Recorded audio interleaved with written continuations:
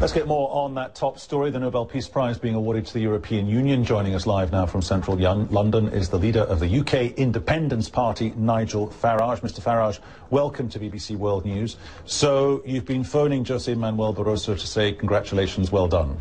I think the whole thing's a nonsense. I mean, if anyone's seriously suggesting that a democratic, stable, post-war Germany would have invaded France again with the intention of smashing it to smithereens, I would suggest they're misreading history. I don't believe there was any prospect of war happening in Western Europe after 1945, and arguably projects that take different nation states, force them together under a new identity, a new flag and a new anthem. If they do it without the consent of the peoples, far from creating peace, this can actually create war, as Yugoslavia has showed us. So I'm baffled by this prize, as I think the viewers will be, because the last big European story was Angela Merkel going to Athens, and there we saw swastikas being flown, and Europe now being dominated by grief, violence and division. So you've completely omitted, or you've forgotten, what the Cold War was about then?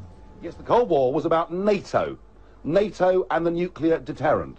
The fact the Russians didn't invade us had absolutely nothing to do with the European Union, which after all wasn't actually fully created until 1992. So you're saying the European Union now is not about freedom, it's not about law, it's not about human rights, it's not about reconciliation?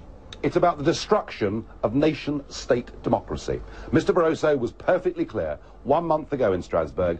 National democracy has to go, it has to be transferred up to a European level, and that is being done without consent. And far from making the peoples of Europe love each other, what has actually happened is the Eurozone has divided Europe north to south, and there are increasing, growing enmities and violence on the streets. We are headed in a very bad and I think dangerous direction.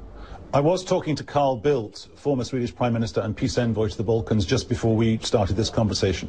Can I suggest to you that he maybe knows a little bit more about peacemaking and peacekeeping in the context of the Balkans and Europe than perhaps you do as leader of UKIP? And he basically agreed with something I put to him, which was this, that yes, in times of extreme poverty, in times of 25% unemployment in countries like Spain and Greece, money does equate to peace. And if you've got a country like Germany, which is prepared to bail out the euro, yes, the D-mark in effect became the euro when the euro was introduced. The exchange rate was exactly the same. But peace does equate to throwing money at a problem in a moderated, respectful way. No. You can bail out Greece twice. You can bail out Greece 20 times. It doesn't take away from the fact that the nation that invented democracy had its democratically elected Prime Minister removed last year by the bully boys from Brussels, is now in the hands of foreign bureaucrats, and that the public are increasingly angry. And I think we risk in Greece a country that may be headed towards violent revolution.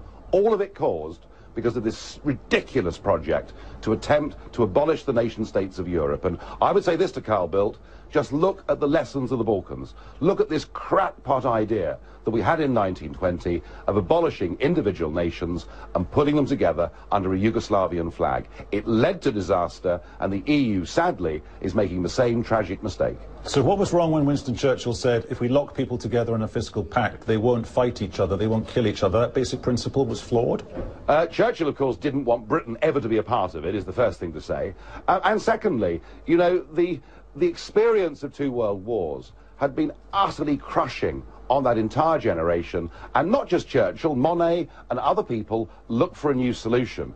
Unfortunately, you cannot lock people together economically, fiscally or politically without first seeking their consent. If they want to do it, that's fine. But all the evidence across Europe is that the peoples of Europe don't want to do it. And indeed, when the French and the Dutch rejected the EU constitution, I hoped very much that the project would reverse and we would go back to perhaps de Gaulle's vision of a Europe de patrie, but we're going rapidly in the other direction. And as I say, Europe, I grew up with a Europe that was split from east to west by the Berlin Wall. We're now living in a Europe that is split from north to south by a Eurozone project that was a misconception from the start and that is leading to social disaster in those Mediterranean countries. Nigel Farage, many thanks.